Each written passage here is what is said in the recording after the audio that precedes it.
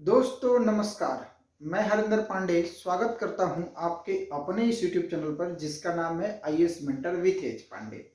हृदय की गहराइयों से आभार, प्यार और आशीर्वाद ऐसे ही बनाए रखिएगा। बीपीएससी 68वीं सिविल सेवा नोटिफिकेशन बदलाव आगे की रणनीति, बीपीएससी 68वीं परीक्षा प्रणाली पैटर्न, बीपीएससी 68वीं पीटी और मेंस के लिए क्या पढ़ें कि बेहतर पढ़ें, अर्थात कौन कौन सी किताब को पढ़ें। बीपीएससी 68वीं सिविल सेवा सटीक और संपूर्ण रणनीति, अर्थात बीपीएससी 68वीं सिविल सेवा पे मैंने आपसे विस्तार में बात किया है। इसके पहले वाले सारे वीडियो देखिएगा तो मैंने उसमें आपसे बात किया है। आखिर जब मैं आपसे बात कर लिया हूं तो आज बात करने का क्या मतलब है, ये सवाल बनता है और ये सवाल बनना भी चाहिए। जब मैं कल वीडियो को देख रहा था तो मुझे लगा कि मैंने कुछ चीज़ें आपसे शेयर नहीं किया है, कुछ चीज़ें छूट गई है जो आपको बताना जरूरी है। शायद ये मेरी बातें आपको उपयोगी लगे। अगर मेरी बताई हुई बात या मेरा ये प्रयास किसी एक के भी सफलता में सहायक रहा तो मैं अपना ये प्रयास सार्थक और सफल समझूंगा और मैं अपने आप को खुशनसीब समझूंगा कि मेरी बताई बातें किसी को तो अधिकारी बनने में सपोर्ट किया, अर्थात किसी का तो अधिकारी बनने में सपना को पूरा किया। दोस्तों, बीपीएससी 68वीं सिविल सेवा 3 चरणों का एक वर्षीय एग्जाम है, पीटी मेंस और इंटरव्यू। राज्य की सर्वोच्च और सबसे प्रतिष्ठित एग्जाम है जिसे क्वालिफाई करने के बाद आप रातों रात स्टार नहीं सुपर स्टार बन जाएंगे, अधिकारी बन जाएंगे। जब आप इंटरव्यू दे के आएंगे तब तक आपका पता नहीं है कि आप क्या हैं, लेकिन जैसे ही आपका रिजल्ट आएगा और आप लिस्ट में, फाइनल लिस्ट में, सिलेक्शन वाली लिस्ट में आपका नाम आएगा तो उसी दिन से आपकी दुनिया बदल जाएगी। लेकिन उस दुनिया को बदलने से पहले, उस दुनिया बदलेगा उसके पहले क्या क्या आपको करना पड़ेगा ये बहुत जरूरी है। आपको कितना त्याग करना पड़ेगा, आपको कितना सेक्रीफाई करना पड़ेगा, और वो हर एक चीज। सबसे बड़ी बात कि जो लोग भी सिविल सेवा की तैयारी करते हैं ना, 21 से 32 साल और 21 से 37 साल का एक ऐसा एज जो जवानी का एज होता है जिसमें मस्ती की जाती है, उस मस्ती वाले एज को छोड़ के और 25 गज के कमरे में अपने आप को कैद कर लेते हैं इसलिए कि अधिकारी बनना है। और एक बात है दोस्तों, आप सभी समकालीन हैं, जो सफल होंगे वो भी और जो असफल होंगे वो भी। नोटिफिकेशन सबके लिए आया है, सभी ने भरा है। पीटी सभी देंगे, मेंस सभी लिखे, मेंस जो पीटी क्वालिफाई करेंगे वो मेंस भी लिखेंगे और फिर जो मेंस लिखेंगे वो इंटरव्यू भी देंगे। तैयारी साथ ही करेंगे। क्या वजह होगा कि आपके सामने वाला सफल और हो सकता है कि आप असफल, या आप सफल और आपके सामने वाला असफल? क्या कुछ ना कुछ तो वजह जरूर होगा। इस वजह को एक बार जरूर जानिएगा। समकालीन होंगे और ये तय है कि जितना लोग फॉर्म फिल किए उतना ही लोगों में से लोग पीटी देंगे। पीटी क्वालिफाई किए हुए लोगों में मेंस लिखेंगे और मेंस पास करने वाले लोगों में से ही इंटरव्यू देंगे। लेकिन उतना ही लोग प्रारंभिक परीक्षा में, उतना ही लोग बैठेंगे जितना फॉर्म फिल किए होंगे, ना तो उससे ज्यादा, कम हो सकते हैं लेकिन उससे ज्यादा, और जो नहीं फिल किए वो बिल्कुल नहीं। तो ये तय रखिए कि आप जितने लोग फॉर्म भरे हैं उन्हीं में से कोई एसडीएम बनेगा, कोई एसडीओ बनेगा, कोई बीडीओ बनेगा, कोई सीओ बनेगा, और कंपटीशन वही है, उतना ही लोगों से है। समकालीन है। आखिर क्या है वो? एक छात्र के रूप में और एक मेंटर के रूप में 12 साल का मेरा एक्सपीरियंस है सिविल सेवा। दोस्तों, मैं अपने आप को मेंटर नहीं कहता हूं, मैं भी आपके तरह युवा हूं और अधिकारी बनने का सपना मैं भी देखा था, जोश और जुनून के साथ तैयारी भी किया था। फाइनली मेरा सिलेक्शन नहीं हुआ और उसका वजह सिर्फ मैं और मैं हूं। कारण की तैयारी के दरमियान मैंने गलती किया। मेरे साथ के लोग आईएएस हैं, आईपीएस हैं, आईआरएस हैं। कई लोग दिल्ली में ही पोस्टेड हैं और दिल्ली से बाहर भी हैं। समकालीन हम सभी थे, सभी मिल एक साथ एक साधन और एक ही परिवेश में रहे, लेकिन मैं आईएएस नहीं बन पाया, मैं अधिकारी नहीं बन पाया और वो लोग बन गए। कारण मेरी कमी, मेरी गलती। मैं बार बार कहता हूं और अपने आप को कहता हूं, और मेरा एक सोच है कि जो गलती मैंने किया वो गलती आप ना करें। दिल टूटता है तो जुट जाता है, सर फूटता है तो जुट जाता है, लेकिन सपना टूटता है तो कभी नहीं जुटता है, और मन में एक टीस और एक गम हमेशा सताते रहता है। इस बात का ध्यान रखिएगा। जब भी बीपीएससी या यूपीएससी का रिजल्ट आता है ना, तो एक टीस तो जरूर हो जाता है कि काश ये गलती ना किया होता तो आज मैं भी अधिकारी होता। और इन्हीं सारी चीजों को लेकर मैं आपके बीच आता हूं। मेरा कोई और मकसद नहीं है। मुझे शिक्षक बनने का कोई शौक नहीं है, मुझे मेंटर कहलाने का कोई शौक नहीं है, लेकिन एक युवा के रूप में एक युवा को समझना मेरा फर्ज है। मैं आपके दुख और आपके पीड़ा को बेहतर समझ सकता हूं, क्योंकि मैं भी उसी राह पे था जहां पे आज आप हैं। फर्क इतना है कि मैं उस राह से गुजर के असफल होके और आगे निकल चुका हूं। आप अभी वही हैं। आप तैयारी कर रहे हैं और मैं तैयारी की दरमियान की गई गलतियों को शेयर कर रहा हूं कि मैंने ये गलती किया, वो गलती आप ना करें। खैर, बातें तो लंबी हो जाएगी, बस बातें वही हो जो काम के हो और उपयोगी हो। बीपीएससी 68वीं सिविल सेवा 3 चरणों का एक वर्षीय एग्जाम है, पीटी मेंस और इंटरव्यू। सबसे पहले तो आप अपने अंदर की जो भी समस्या है, आपके इर्द गिर्द जो भी समस्या है, उसे यथाशीघ्र दूर करिए। अपने हेल्थ का ख्याल रखिए।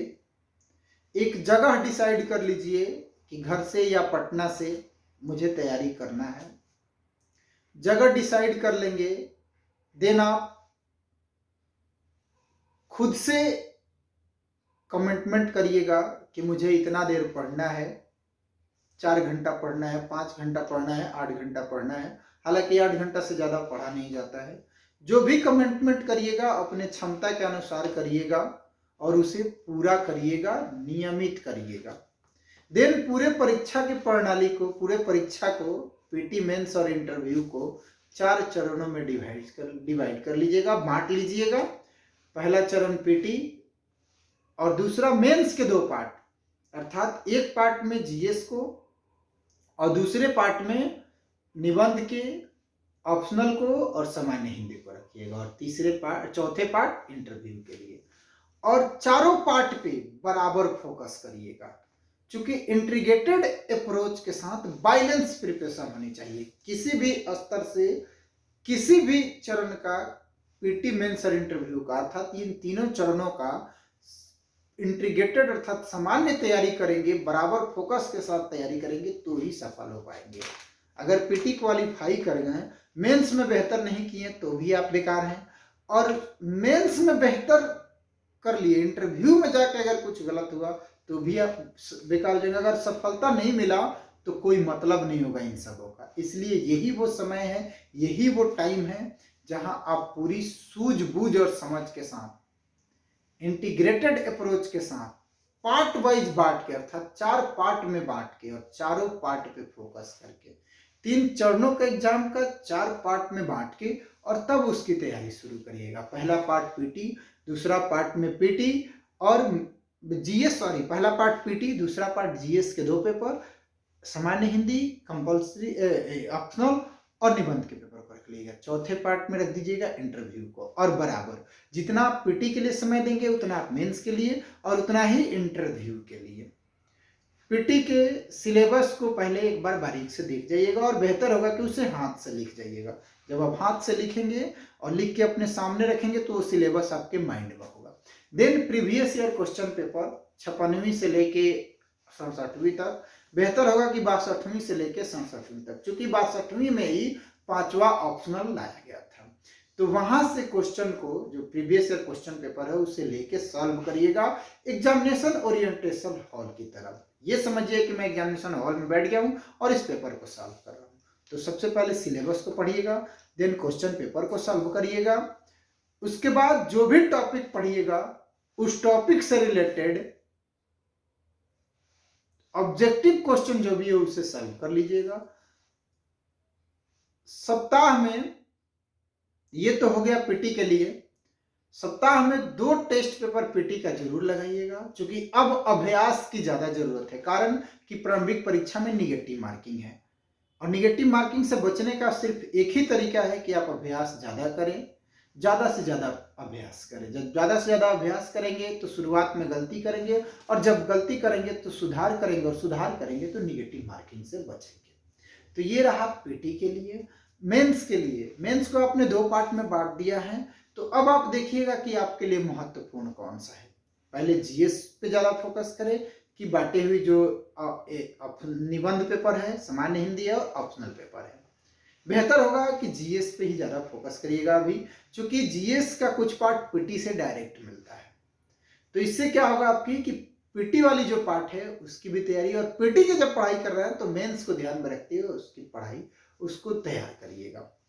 और जीएस के सिलेबस को लिख जाइएगा, उसके प्रीवियस ईयर क्वेश्चन पेपर को लिख जाइएगा, और लिखने के बाद ऑप्शनल में तो अब कोई महत्व है नहीं, चूंकि ऑब्जेक्टिव टाइप में आएगा और पहली बार आएगा। तो ऑप्शनल के क्वेश्चन पेपर को और सिलेबस को अब देखने से, सिलेबस को देख लीजिएगा लेकिन क्वेश्चन पेपर को देखने से कोई फायदा नहीं होगा। बेहतर होगा कि ऑप्शनल के क्वेश्चन पेपर को मत देखिएगा। हाँ, ऑब्जेक्टिव टाइप में आए तो उसे जरूर देख लीजिएगा। ऑप्शनल के सिलेबस को, तो जो भी मेंस के पेपर 5 पेपर है, सामान्य Hindi, 2 GS paper, 1 optional paper और 1 निबंध पेपर, इन चारों के सिलेबस को हाथ से लिख जाइएगा। जीएस के क्वेश्चन पेपर को लिख जाइएगा और कोशिश करिए कि उसे अपने से लिखने का अभ्यास करें। जब आप पूरे क्वेश्चन को लिखिएगा तो सही और गलत जरूर लिखिएगा। लिखने के दरमियान बिल्कुल संकोच ना करिएगा कि मैं सही लिख रहा हूं कि गलत लिख रहा हूं। होता क्या है कि हम संकोच करते हैं कि हम गलत लिखेंगे कि सही लिखेंगे। अरे जब लिखिएगा तभी तो गलत और सही लिखिएगा। तो लिखने का प्रयास, अभ्यास करिएगा। पहले लिखिएगा, जब आप लिखेंगे तो गलती करेंगे, जब गलती करेंगे तभी तो सुधार करेंगे। तो पहले क्वेश्चन को लिखिएगा। जब आप क्वेश्चन को लिखेंगे तो इससे क्या होगा कि आपकी राइटिंग स्किल सुधरेगी। और कोशिश करिएगा कि सप्ताह में 2 टेस्ट पेपर मेंस का जरूर दीजिएगा। कंबाइंड कर लीजिएगा। सुबह के टाइम में 12 बजे से पहले पीटी पे फोकस करिएगा अभ्यास के लिए, और 12 बजे के बाद आप मेंस के पेपर को लिखिएगा। इससे क्या होगा कि सप्ताह में जब आप पीटी और मेंस के टेस्ट सीरीज देंगे तो ये आपके आदत में आ जाएगा, और आपको पता चल जाएगा कि नहीं, अब हमारी जो तैयारी है वो सही दिशा में हो रही है, कारण कि हम लिख रहे हैं। पढ़ने के लिए तो खूब हम पढ़ते हैं लेकिन लिखने पर बिल्कुल फोकस नहीं करते हैं। तो सप्ताह में 1 दिन या 2 दिन जरूर लिखने के लिए दीजिएगा, अभ्यास के लिए दीजिएगा, पीटी के लिए दीजिएगा और मेंस के लिए दीजिएगा। कंपलसरी पेपर में घबराने की कोई जरूरत नहीं है। प्रीवियस ईयर क्वेश्चन पेपर और डॉक्टर वासुदेव नंदन प्रसाद की हिंदी व्याकरण रचना किताब को देख लीजिएगा। इससे ज्यादा कुछ भी करने की जरूरत नहीं है। निबंध पहली बार आया है और निबंध को लेके कुछ भी घबराने और सोचने की जरूरत नहीं है। निबंध आपकी सामान्य जानकारी का एक बंधा हुआ शब्द होता है, जिसमें आपकी अभिव्यक्ति, अंदर के शब्दों को यह जाना जाता है कि आप बांध के कितना लिखते हैं। तो निबंध के लिए घबराइएगा मत। बेहतर होगा कि यूपीएससी के निबंध से आप अभ्यास करिएगा। जब यूपीएससी के निबंध को आप लिखिएगा तो फिर बीपीएससी के निबंध आपके लिए बहुत ही आसान हो जाएगा। तो ये रहा पीटी और मेंस के लिए। बात करते हैं इंटरव्यू पर। इंटरव्यू के लिए दोस्तों कुछ भी अलग करने की जरूरत नहीं है और कुछ भी ज्यादा सोचने की जरूरत नहीं है। आप अपने बायोडाटा को तैयार कर लीजिएगा, अपने पृष्ठभूमि को तैयार कर लीजिएगा, जैसे आप अपनी शैक्षणिक पृष्ठभूमि को, अपनी राजनीतिक पृष्ठभूमि को, अपनी आर्थिक पृष्ठभूमि को, अपनी भौगोलिक पृष्ठभूमि को। अगर आप मान लीजिए कि बिहार के किसी जिले से हैं तो उस जिले के जो भी आर्थिक, सामाजिक, राजनीतिक और भौगोलिक गतिविधियां उसे देख लीजिएगा, आप अपने बैकग्राउंड को देख लीजिएगा, अपनी जो शिक्षा है उसको देख लीजिएगा, और हाँ, ईमानदार रहिएगा खुद से, जो है वही बने रहिएगा, ज़्यादा कुछ इधर उधर करने की जरूरत नहीं है। जो आता है वही बोलिएगा, नहीं आता है मत बोलिएगा। और वैसे भी प्रशासक का कलम चलता है, शब्द सटीक और संतुलित होता है, शब्द नपे तोले होता है, ज़्यादा भूलते नहीं है, क्योंकि उनके प्रशासक के पेन में ताकत होती है, अर्थात कलम में ताकत होता है, जुबान में नहीं। जुबान तो उनका सटीक चलता है, शब्द सधे हुए होता है। तो हमेशा ध्यान रखिएगा इंटरव्यू के लिए कि शब्द आपके सधे हुए हो, आप ईमानदार हैं, ईमानदार रहिएगा, जो आता है उसे बोलिएगा, जो नहीं आता है मत बोलिएगा। और इन तीनों चरणों का तैयारी जो है इंटीग्रेटेड करिएगा, एक साथ करिएगा, बराबर फोकस करके करिएगा, नियमित पढ़ाई करिएगा और पढ़ने की आदत ज़्यादा से ज़्यादा डालिएगा, क्योंकि अंतिम रूप से पढ़ना ही पड़ेगा। तो पढ़ने की आदत डालिएगा और लंबा पढ़ने की आदत डालिएगा। आत्मविश्वास को बनाए रखिएगा। सफलता असफलता से परे कर्म करिएगा। कर्म आपका अपना है, कर्म पे आपका अधिकार है। फल जो भी मिले, परिणाम जो भी मिले, वो देखा जाएगा। बस कोशिश ये करिएगा कि गलती ना हो, अगर गलती हो तो उसे सुधार लिया जाएगा। एक टाइम निर्धारित कर लीजिएगा कि अगले सप्ताह मुझे ये करना है, फिर उस अगले सप्ताह मुझे ये करना है, अर्थात एक टाइम बांट के उस टाइम में टारगेटेड बेस काम करते जाइएगा। ये मेरा एक अनुभव है जो मैंने आपसे शेयर किया। पता नहीं कितना सही और कितना गलत है, ये जो भी है इसका निर्णय आप करेंगे। अगर गलत है तो मुझे बताइए कि मैं सुधार करूं, अगर सही है तो भी बताइए कि और बेहतर कैसे करूं। ये आपके भाई का चैनल है, चैनल को सब्सक्राइब कर दीजिए, वीडियो को लाइक कर दीजिए, और जो भी सवाल हो आपके मन में कमेंट सेक्शन में जाके जरूर करिए। एक बात हमेशा ध्यान रखिए दोस्तों, मोटिवेशन से जीवन नहीं चलता है, और जीवन में उपदेश से ज्यादा उदाहरण पे फोकस करना चाहिए। जीवन में उपदेश मत सुनिए, आपको मौका मिला है, उदाहरण बन जाइए। आप उदाहरण बनेंगे, खुद ब खुद उपदेश हो जाएंगे, और आपकी उदाहरण कई लोगों के उपदेश और कई लोगों के जीवन बदलने लायक हो जाएगा। तो मिलते हैं अगले वीडियो में अगले टॉपिक के साथ। अब ये टॉपिक क्या होगा वो मुझे पता नहीं है, जो भी आपका डिमांड होगा वही टॉपिक होगा। जय हिंद, जय भारत, बेस्ट ऑफ लक, खुश रहिए और अपने सपने को साकार करिए।